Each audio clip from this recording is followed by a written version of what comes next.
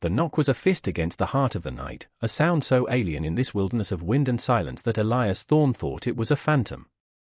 For 5 years, the only knuckles that had rapped on his door were the gnarled branches of the pines, tossed by a blizzard's rage. But this was different. This was deliberate. Human. He sat motionless in his chair, the firelight catching the grim set of his jaw, the rifle resting across his lap, more a companion than a tool. Out there, beyond the thick-hewn logs of his self-imposed prison, the world was a howling vortex of white. A man didn't travel in a storm like this unless he was hunting or haunted. Elias was both, which is why he stayed put. The knocking came again, more desperate this time, punctuated by a thin cry that was nearly stolen by the wind. A child. A cold dread, a feeling he'd buried under years of solitude and regret, clawed its way up his throat. He remembered another child's cry, another storm, another door he hadn't been there to answer. Memory was a ghost that required no invitation. He rose, his movement stiff, the floorboards groaning under the weight of a man who had made peace with being forgotten. He slid the heavy bolt, the metal screeching in protest, and pulled the door inward just enough to see. The wind tore at the opening, blasting snow and ice into the warmth of the cabin. And in that maelstrom stood a woman, her face a pale oval of desperation, shawled in snow. She wasn't just a woman, she was a vessel of life, clutching 2 small bundles to her chest, one in each arm, their small forms lost in layers of worn blanket. She looked at him, her eyes not pleading, but burning with a fierce, final stand against the elements. "Please," she breathed, the word a plume of frozen air. It wasn't a request for shelter. It was a demand for witness. A demand that he, Elias Thorne, could not simply close the door and let the storm have them. Because this wasn't just a storm of snow and wind. This was the storm of consequence, and it had finally found his address. He stepped back without a word, pulling the door wide. An invitation. She stumbled inside, a cascade of snow melting at her feet, and the cold she brought with her was more than just the absence of heat, it was the chilling touch of the world he had fled. He slammed the door shut against the blizzard's fury, the sound of the bolt sliding home echoing like a final judgment. The cabin was plunged back into a fragile quiet, broken only by the crackle of the fire and the woman's ragged breaths. She slid to her knees, not from weakness, but to better shield the 2 children, who had begun to whimper. She unwrapped their faces, and Elias saw them for the first time, twins, a boy and a girl, no older than 4. Their faces were chapped raw by the wind, their eyes wide with fear and exhaustion. They were the mirror image of the life he'd lost, a cruel and perfect echo of a past that had never stopped hunting him. He felt the old wound tear open, the scar tissue of his solitude proving to be a fragile thing.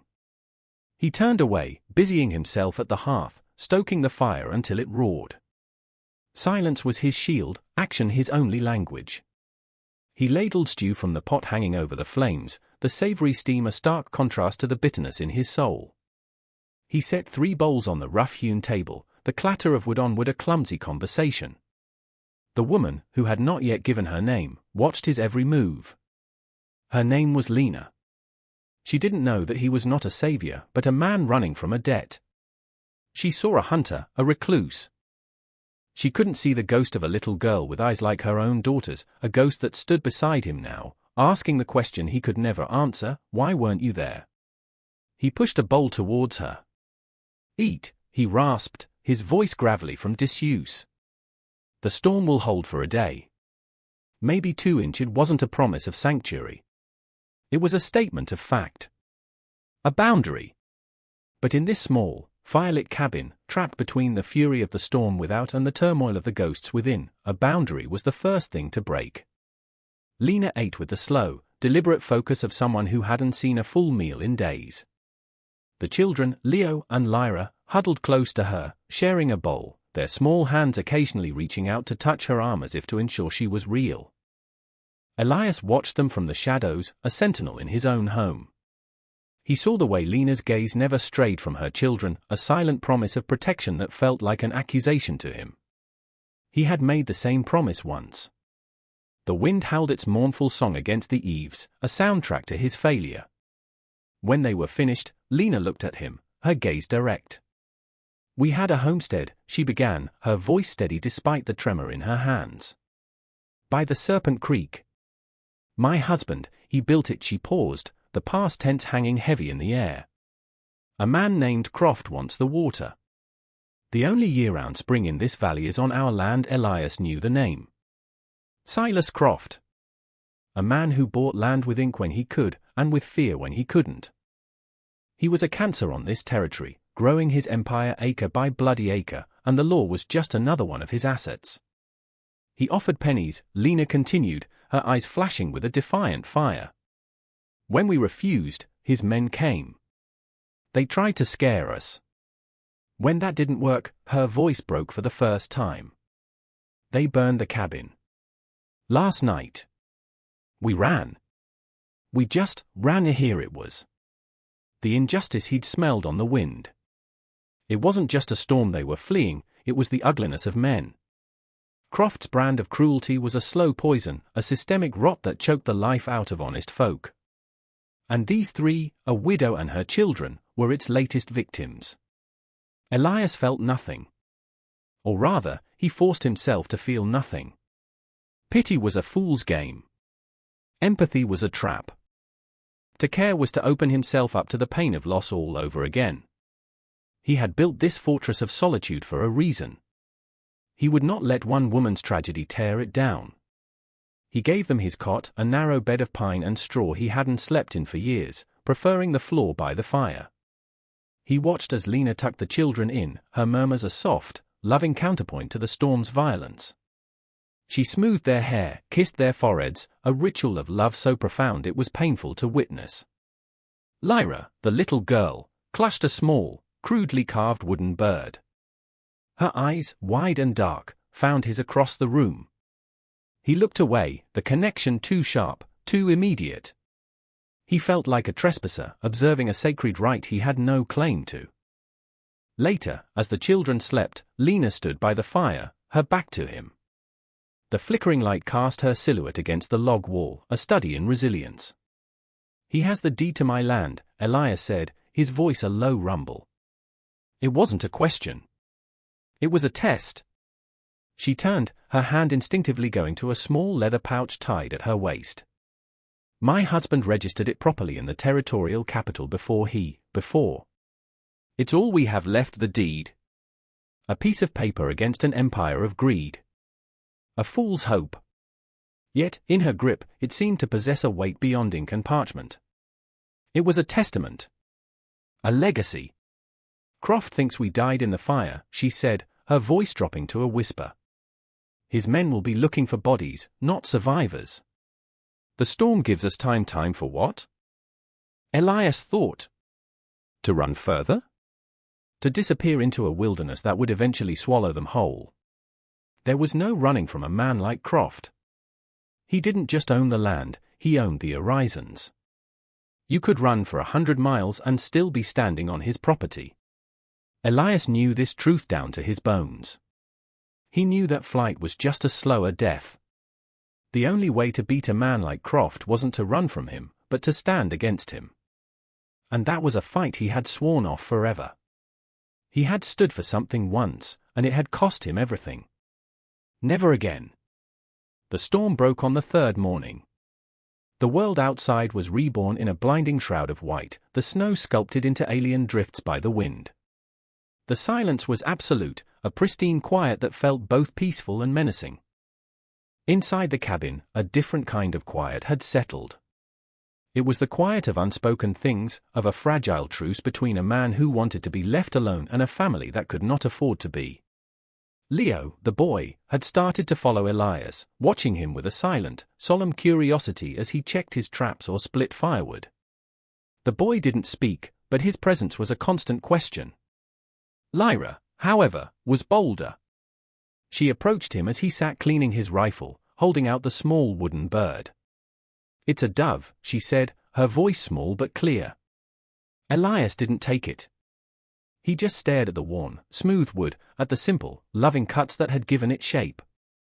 His own hands, calloused and scarred, had once carved a small wooden horse for his daughter. The memory hit him like a physical blow, stealing the air from his lungs. He grunted, turning back to his work, his movements suddenly jerky and harsh. He could feel the girl's disappointment like a brand on his skin. Later, as the sun began its descent, casting long, blue shadows across the snow, he saw them. 2 riders, black specks against the white expanse, moving slowly, methodically. Croft's men. They weren't looking for survivors. They were hunting. Elias moved without thinking. He grabbed Lena, pulling her and the children away from the single window. Down, he ordered, his voice sharp with an authority he hadn't used in years. And stay quiet. He peered through a crack in the logs, his hunter's eyes tracking the riders. They were sweeping the low ground, following the creek bed. They would pass his cabin, but from a distance. Unless something drew their attention. The chimney smoke. It was a thin, grey wisp, but against the stark white of the snow, it was a signal fire. A beacon.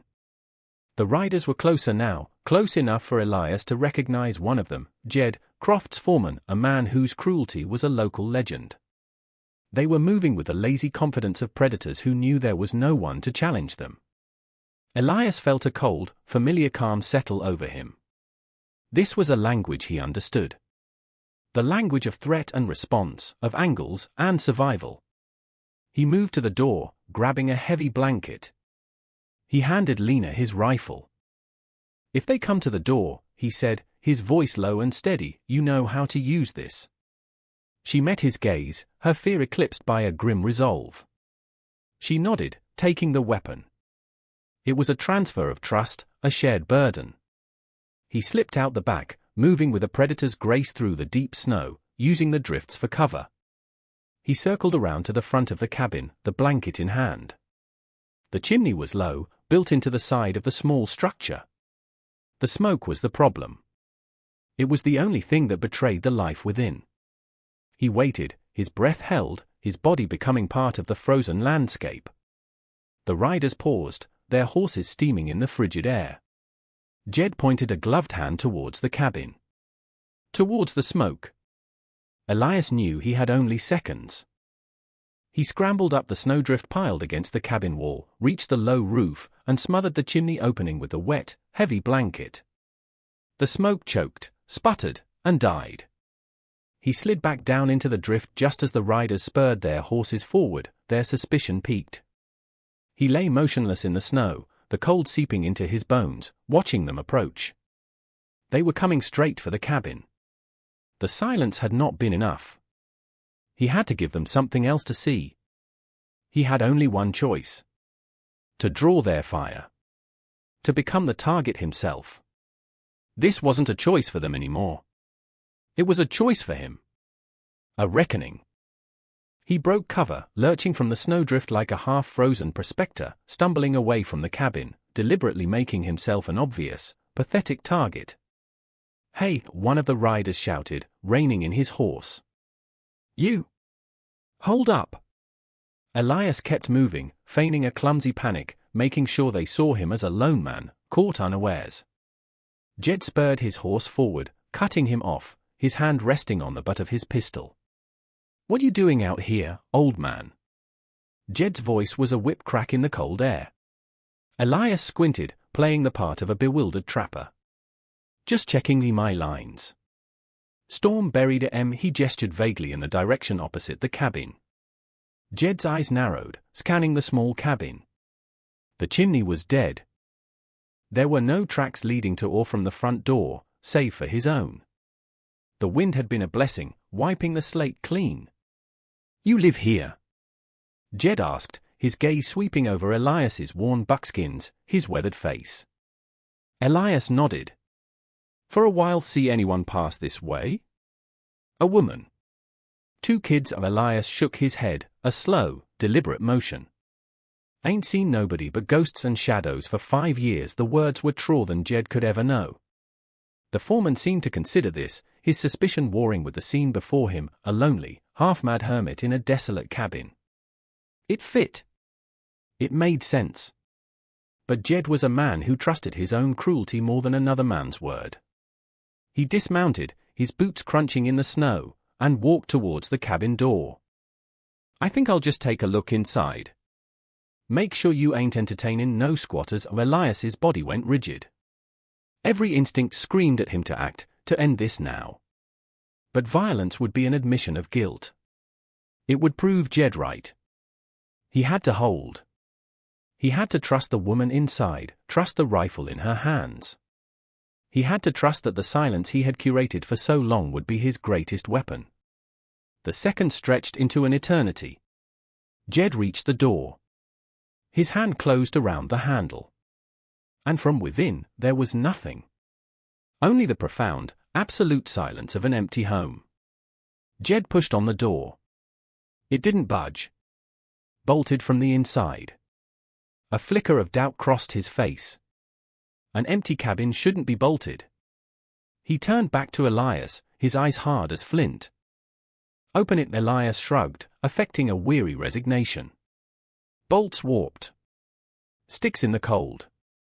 Have to shoulder it open most days. He started walking towards the door, his movement slow, deliberate. This was the moment. The knife edge. Inside, he knew Lena would be pressed against the far wall, the rifle aimed, her heart hammering against her ribs. He prayed she would hold her fire. He put his shoulder to the door, grunting with effort, but didn't put his full weight into it. He was buying time, selling the lie. The wood groaned. Jed grew impatient. Out of the way, old man, he shoved Elias aside and threw his own considerable weight against the door. The frame shuddered. The old bolt, rusted and worn, finally gave way with a splintering crack. The door flew open, revealing the dark, cold interior. The fire was dead. The hearth was cold stone. The single cot was empty. The room held the stale, undisturbed air of a place long unoccupied. Jed stood in the doorway, silhouetted against the bright snow, peering into the gloom. He saw nothing. No woman. No children. No sign of life. Elias had sent them down into the small root cellar, hidden beneath a loose floorboard and covered by a bearskin rug, moments before he'd gone outside. It was a dark, cramped space, but it was safe. Jed grunted, a sound of frustrated dismissal. The hermit was just a hermit. The smoke must have been a trick of the light. He turned away, his suspicion finally extinguished. You're lucky we ain't looking to clear out every squatter in this valley, he snarled at Elias, swinging back onto his horse. Croft owns this land now. You're on his charity. They rode away, leaving Elias standing in the snow, the broken door of his cabin gaping open like a wound. He watched until they were specks once more, then turned and went inside. He lifted the rug, the floorboard, and helped Lena and the children out of the darkness. She looked at him, her eyes filled with a terror that was slowly giving way to a dawning, fragile hope. He had not just hidden them. He had stood for them. The wall he had built around his heart had been breached. Not by force, but by a choice. The choice to open a door, first to a stranger, and now to a fight he could no longer pretend wasn't his. They couldn't stay. The broken door was a broken promise of safety. Jed would be back, if only out of spite. They had to move, and they had to move now. The town, Lena said, her voice firm. Blackwood. We have to get to the marshal's office. We have to file the deed. Elias looked at her, at the fierce determination that refused to be quenched. The town was a 2-day ride, and it was Croft's town. The marshal, a man named Cobb, was a puppet whose strings were pulled by Croft's money. Filing a piece of paper would be like trying to stop a flood with a single sandbag. It was suicide. And yet, it was the only move they had. To run was to lose. To stand and fight here was to die. But to take the fight to the heart of the enemy's power, to challenge him in the open, that was something else entirely. It was a desperate gamble, but it was a gamble that held the slim, glittering possibility of justice. It was a choice that honored the defiant spark in Lena's eyes, the silent trust in her children's gaze. For the first time in 5 years, Elias felt a flicker of something other than grief or numbness. It felt like purpose. He packed what little he had, dried meat, a bedroll, ammunition. He gave Lena a heavy coat and wrapped the children in furs until they looked like two small bear cubs. He had 2 horses, wiry mountain breeds, tough and sure-footed. He would ride one, she and the children would take the other. As they prepared to leave, Lyra once again approached him. She didn't offer the wooden dove this time. She simply placed it on the table, a silent offering. A payment. Elias looked from the small carving to the girl's waiting eyes. He slowly reached out and picked it up. His fingers, so accustomed to the cold steel of a rifle, felt clumsy and large around the delicate object. He slipped it into his pocket. It was a promise he was taking with him. The journey to Blackwood was a silent pilgrimage through a world of white. They traveled through forgotten game trails and shadowed canyons, Elias's knowledge of the land their only map and shield. At night, they made cold camps, the fire a small, shivering flame hidden deep in rocky overhangs. He taught Leo how to read the stars. He shared his rations with Lyra, who watched him with an unwavering, solemn gaze. He and Lena spoke little, but a new language formed between them, a language of shared glances, of mutual reliance, of a future that was no longer hers alone, but theirs to seize or to lose. He felt the ice around his heart thawing, not in a great rush, but in a slow, painful melt, like a glacier carving into the sea. The ghosts of his past were still there, but now, they were not alone. They walked alongside the living, and their whispered accusations were beginning to sound like pleas for redemption. They arrived on the outskirts of Blackwood as dusk bled across the sky, painting the snow-capped peaks in shades of bruised purple and orange. The town huddled in the valley, a collection of false fronts and trembling lights under the thumb of one man. Fear was a palpable thing here, it hung in the air thicker than the wood smoke from the chimneys. They skirted the main road, entering through the back alleys, moving like shadows. Elias found a room in a boarding house run by a grim-faced widow who asked no questions, a woman who had seen enough of Croft's business to know the value of silence. He left Lena and the children there, a pistol on the nightstand and a warning to open the door for no one. He needed to understand the lay of the land. He walked the muddy main street, a ghost returned to the world of men. The saloon was full of Croft's ranch hands, loud and arrogant. The mercantile bore Croft's name. And the marshal's office was dark, a hollow symbol of a law that had long since been bought and sold. He found what he was looking for in the eyes of the townspeople, the blacksmith, the stable master, the baker. He saw the same muted resentment, the same simmering anger, the same cowed silence. They were all prisoners here, their livelihoods hostage to Croft's ambition. They were a powder keg waiting for a spark. He returned to the room to find Lena pacing, a caged lioness. "Tomorrow," he said, his voice low. "The land office opens at dawn. We go then." Publicly she stopped, turning to him. "Publicly? They'll kill us, they will try," he corrected her. "But they won't do it in the open. Not if the whole town is watching. Croft's power is built on the belief that he is untouchable. We have to show them he can be touched. We have to make them choose." He pulled the wooden dove from his pocket, turning it over in his hands. He finally understood. This wasn't just about a piece of paper, a deed to a spring. It was about a future. It was about a little girl with her father's carving, and a little boy learning the stars. It was about his own daughter, the one he had failed to protect. He looked at Lena, and for the first time, he let her see the abyss of his past in his eyes. "I lost my family," he said, the words like stones torn from his throat. "A storm. I wasn't there. I ran from the memory. I ran from myself. I'm done running." The next morning, the air was sharp and cold, the sun a pale disk in the winter sky. Elias Thorne walked down the center of Blackwood's main street. He was not a hermit anymore. He was a man with a purpose. Beside him walked Lena, her head held high, her hand clutching the leather pouch with the deed. Behind them, holding her other hand, were Leo and Lyra, 2 small figures of defiance. They walked towards the marshal's office, and with every step, windows opened, doors cracked, and silent faces watched them pass. Their procession was a quiet declaration of war. They were not hiding. They were not afraid. They were an undeniable truth marching into the heart of a lie. Silas Croft was waiting for them. He stood on the steps of the office, flanked by Jed and Marshall Cobb, a man whose tin star was tarnished by cowardice. Croft was smiling, a predator's thin, confident smile. "Well, well," he boomed, his voice carrying across the silent street. "Look what the storm blew in. The little squatter and her pups.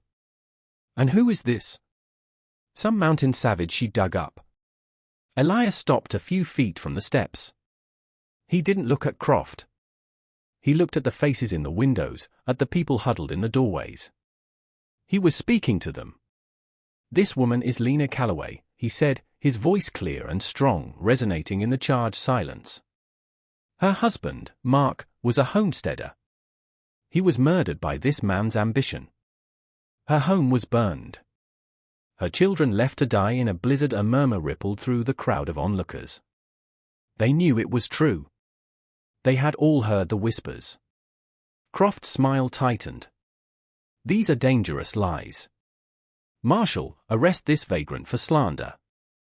And the woman for trespassing." Marshall Cobb shifted his weight, his hand hovering near his gun, his eyes darting nervously towards the growing crowd.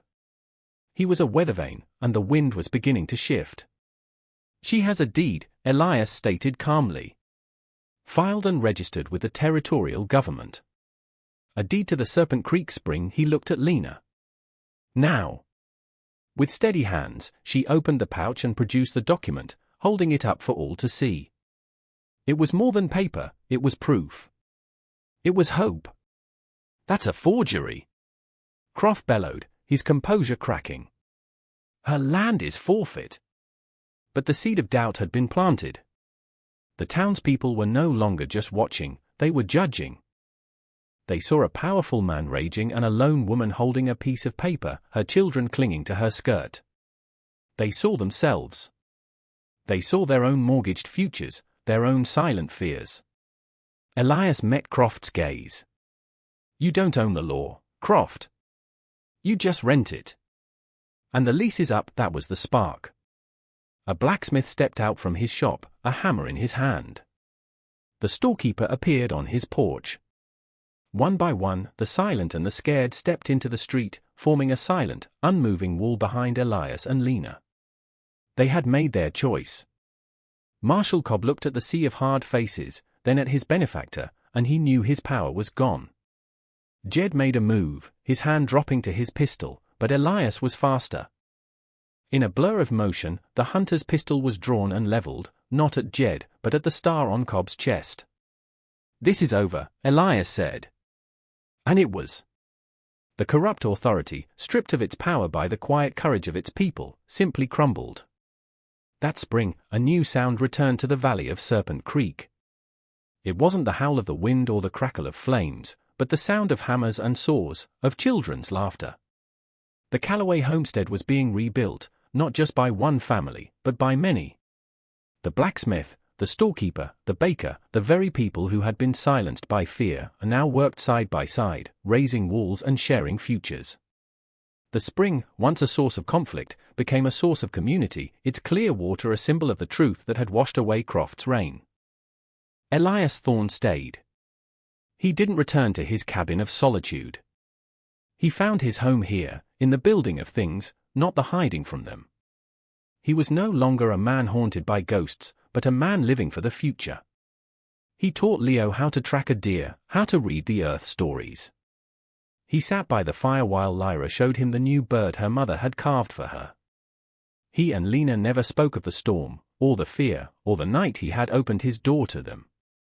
They didn't have to.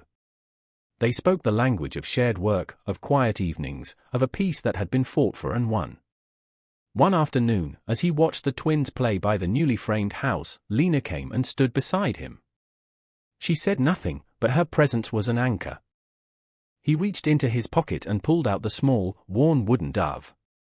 He had carried it through the entire ordeal. He held it out to her. A promise fulfilled. She took it, her fingers brushing his, and placed it on the fresh-cut windowsill of their new home. A sentinel. A testament. It was a monument not to what was lost, but to what had been found. He had opened a door in the dead of night, thinking he was merely offering shelter from a storm, but he had, in fact, opened the door to his own life. He had found his redemption not in solitude, but in connection. Not in running, but in standing his ground.